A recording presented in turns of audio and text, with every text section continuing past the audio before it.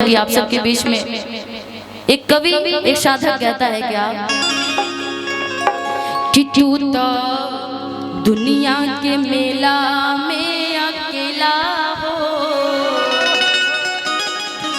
कि तू तो है दुनिया के मेला में अकेला हो, कि तू तो दुनिया के मेला में अकेला हो। क्योंकि जब आप जन्म लिए थे तब भी आप अकेले आए थे, और जब ऊपर जाना है तब भी अकेले ही जाना है। कुछ नहीं लेकर आए हैं, ना ही कुछ लेकर के जाना है। इस धरती पर सबसे बड़ी कोई सच्चाई है तो वो है मौत, जो सबको आना है, सबको जाना है।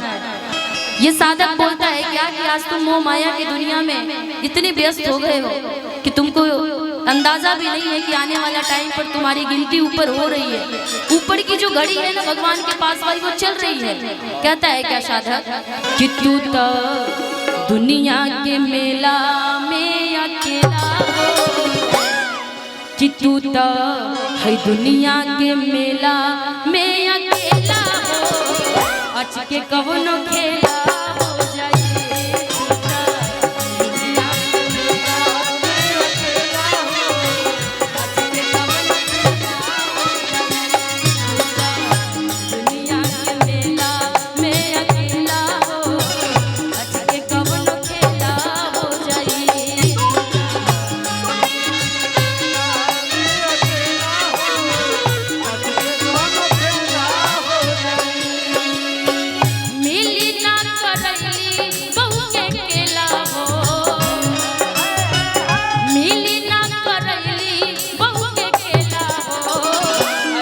कवनो खेला हो जाए, दुनिया के मेला में अकेला हो, कवनो खेला हो जाए, दुनिया के मेला में अकेला हो,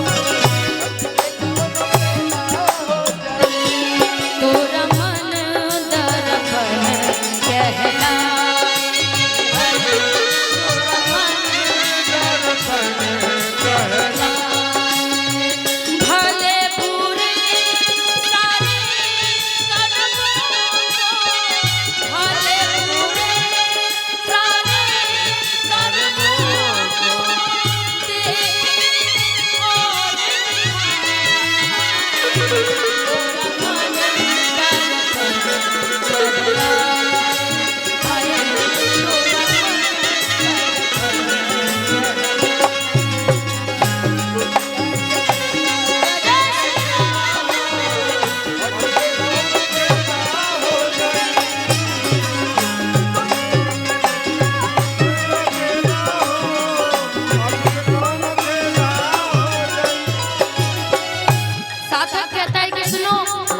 आज तुम्हारे घर में ये जो तुम्हारे बाप है ना, तुम्हारे भाई हैं, ये सब एक दिन तुम्हारा साथ नहीं देने वाले। तुम जो कह रहे हो कि ये मेरा भाई, ये मेरा बाप, ये मेरा माँ, ये मेरी बहन, कोई इस धरती पे साथ देने वाला नहीं जब अंतिम समय आएगा।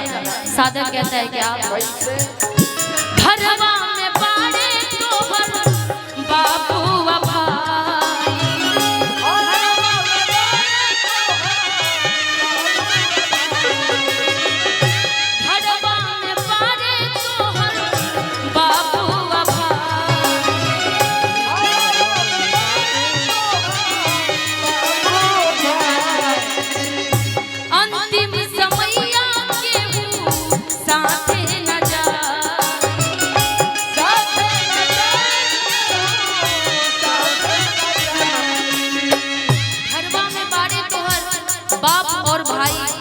अंतिम समैया के वो साथे ना जाए।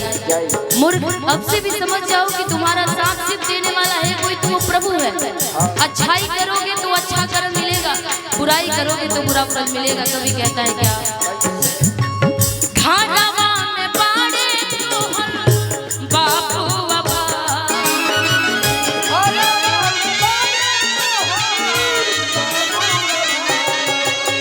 रानी राय जी डायरेक्टर दिल्ली से, जिनके तरफ से बहुत सारा आशीर्वाद, हजारों हजार के आशीर्वादें हैं। बहुत बहुत शुक्रिया।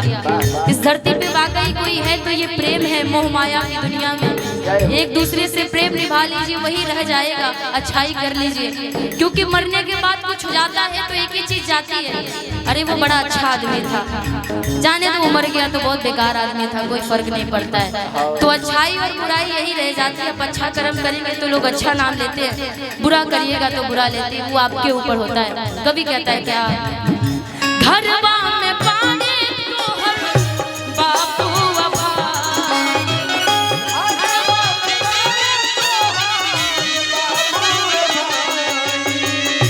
अंतिम समैया के साथे न जा,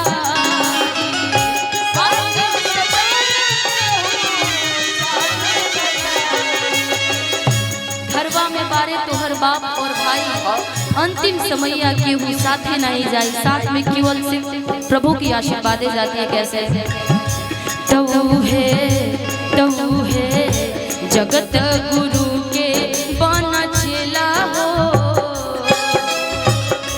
तऊ है जगत गुरु के बना चेला हो, आज के कवनो खेला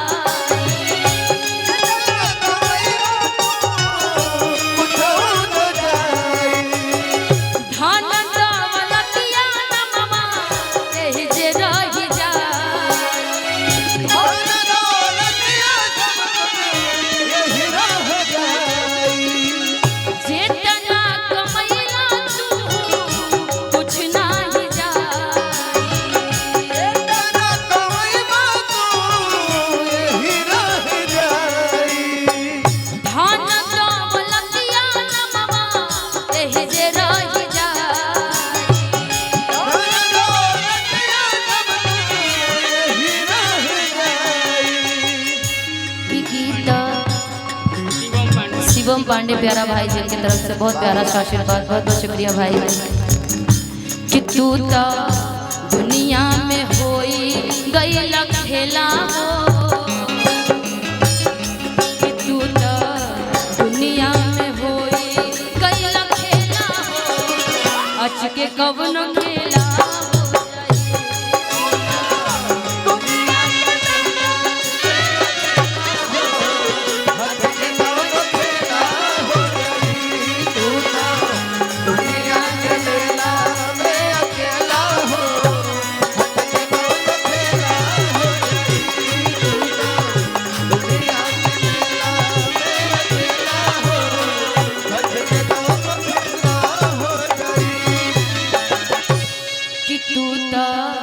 दुनिया के मेला में अकेला हो, कि अच के कवनो खेला